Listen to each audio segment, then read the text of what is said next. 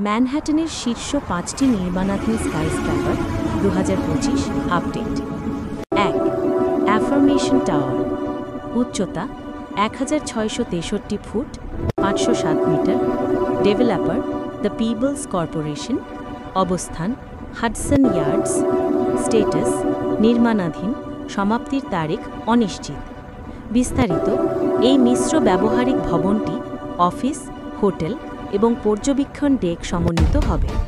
এর নকশা অ্যাডজাই অ্যাসোসিয়েটস দ্বারা করা হয়েছে। ২. 175 পার্ক অ্যাভিনিউ, প্রজেক্ট কমোডোর, উচ্চতা ১৫৭৫ foot ৪৮০ metre, developer RXR Realty এবং TF কর্নারস্টোন, অবস্থান গ্র্যান্ড সেন্ট্রাল টার্মিনালের পাশে, স্টেটাস সমাপ্তির লক্ষ্য ২০৩০।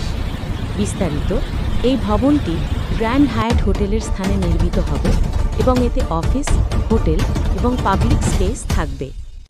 ৩.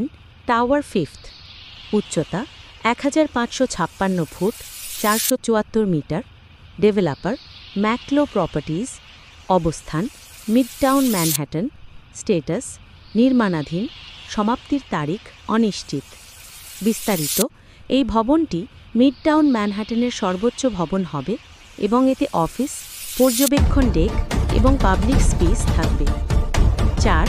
270 পার্ক অ্যাভিনিউ, উচ্চতা ১৪৫০ foot ৪৪১ metre, developer JP Morgan Chase, অবস্থান পার্ক অ্যাভিনিউ, স্টেটাস নির্মাণাধীন, সমাপ্তির লক্ষ্য ২০২৫।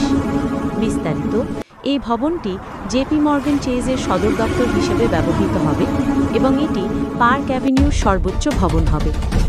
৫. 525 অ্যাভিনিউ, উচ্চতা ১৪৫০ ফুট ৪৪১ মিটার, ডেভেলপার সিলভারস্টিন প্রপার্টিজ, অবস্থান 5th অ্যাভিনিউ, স্টেটাস নির্মাণাধীন, সমাপ্তির লক্ষ্য ২০২৫।